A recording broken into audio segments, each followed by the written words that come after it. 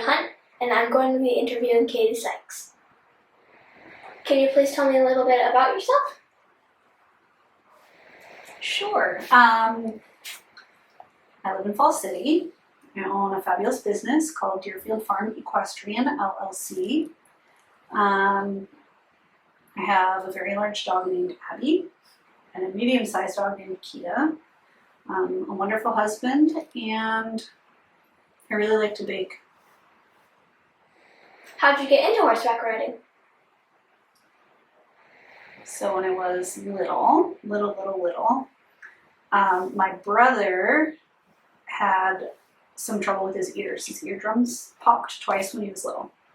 And when that happens, you lose your balance. So he would fall over, and he couldn't walk on straight lines, and he had some kind of really serious balance issues. And the doctors said that he should learn how to do hippotherapy, it's called. It's when you do therapy on horseback. When horses move in a way that simulates human walking. So it can be a really powerful way to teach people that are having issues like that how to get balance and walk better and use their bodies properly. And so he got to go every single week, and I was really upset that I didn't get to ride the horses. And so I asked my mom if we could rupture my eardrums, and she said no. But that when I was 8, I could start taking horseback riding lessons.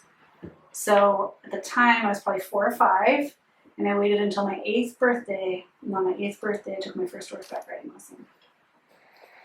When did you realize that you wanted to start teaching horseback riding? That is a good question. So I met Sue. Sue Schultz is my mentor when I was 21 or 20. I might have been 20. And I was living in upstate New York. And I was going to college, and I got a degree in biology. But I realized I didn't want to be a biologist, and also that it's pretty hard to make money in science, which nobody told me when I was in college. And I met Sue at a clinic, and she really inspired me because she created something incredible at Deerfield that I really believed in.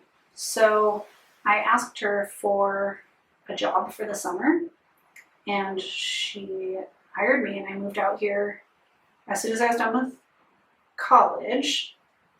And I worked for her for the summer, and it kind of turned into me buying her business 10 years later. So I guess it was somewhere in there. How would you describe the equestrian arts? The most important thing to remember is that it really is an art form. This is important for you because you're learning, right? Yes. And it takes years and years to become really great at working with horses. But the coolest thing about it is that it's an energy exchange between a horse and a rider. And when you get really good, it's like dancing with your horse. So I guess I would describe it as dancing when you're really, really good. What do you look for in a rider? So the most important things for a great rider is somebody that's willing to be challenged and willing to work really hard even when things aren't working the way they want them to, and someone that's interested in learning to manage their own energy, because horses get really nervous if you get harsh, and they can get really dull if you don't get strong enough. So I'd say someone that's interested in managing their energy, somebody that loves the horses, because when you forget about loving the horses, it gets kind of ugly in horse sports. And someone that's willing to work really hard, even when things aren't going well. Besides riding a horse, what are some skills that you need to be a good rider? Managing your state, we talked about that one, right? Managing your energy. Really being aware of your animal, because they can have bad days and good days just like us. And sometimes they might get hurt or not feel well. And so you've got to be really aware of how their personality is every day, so you can take really good care of them. In our group, learning to be a leader and taking care of the younger kids is really, really important, to help teach them how to be great horse women too. You have to learn how to groom your horse really well, how to lead your horse really well, how to interact with him in the stall, how to put his blankets on and clean his stall and scrub his water buckets. So there's a lot of things to learn aside from just riding. Can you share some of your students' accomplishments? Sure. I've had quite a few riders that ride NCAA, so that's pretty exciting. Taya Harrell, one of my students, was actually in all the runner-up or like the reserve All-American athlete in her division, which was really exciting. Melina Palmer is riding at UC Davis right now, and she just got the MLP, which is really great for her.